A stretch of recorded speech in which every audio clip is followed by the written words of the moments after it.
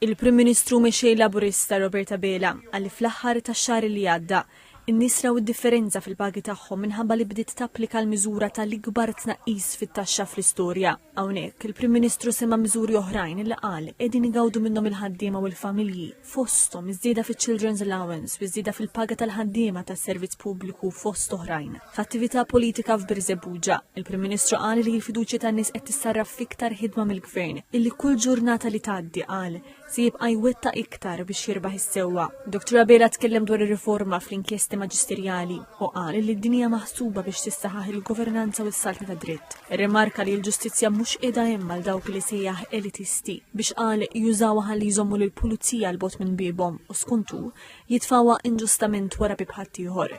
Wiegħed li bħala l-partit tal-ħaddiema, il-Gvern se jara li l-ġustizzja tkun l-istess ma' kulħadd. Argumenta li l-qafas legali tal-inkjesti maġisterjali skada u ilu wisq ikisser ħajjiet ta' nies innoċenti u negozji serji. Dr. Abela qal li bir-riforma proposta se jiddaħlu salvagwardji sabiex min qal jikdeb irid iwieġeb u jħallas ta' ilu. Irrimarka li l-abbuż mill-ġustizzja huwa l-akbar għadu tas-saltna ta' dritt. Hawnhekk sema kif waqt li kien qed jitkellem fil-Parlament id-deputat Laburista Carmelo Abela, flok għamillu apoloġija d-deputat mill-fazzjoni li sejjaħ estremista tal-Partit Nazzjonalista infexxi jitħag bih.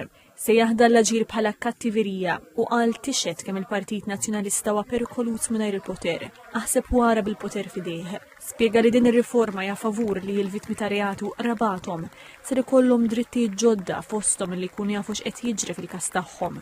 Irrifera wkoll għall-ħtieġa li fejn jidħlu l-esperti tiddaħħal it-trasparenza u l-kontabilità. Tkellem dwar in-nofsinhar tal-pajjiż u qal li għall-kuntrarju tal-Partit Nazzjonalista, il-Gvern jemmen fil-potenzjal ta' din iż-żona li jiddeskrivija bħala l-qalb illi tħabbat tal-Partit Laburista. Spjega li l-Gvern se jkompli jsebbaħ il-lokalità ta' Birzebbuġa bi proġett ta' 12 miljun euro ta' riġenerazzjoni tal-promenad. Elenka proġetti oħrajn li qed isiru f'Birzebbuġa fosthom ċentru ċiviku tal-anzjani u l-klabb tar-regatta. Dr. Abela semma wkoll il-Park ta' Benajsa illi se jiġi estiż b'7,000 metru kwadru u loti lura tal-Forti Benajsa lin-nies wara li kienet okkupata illegalment.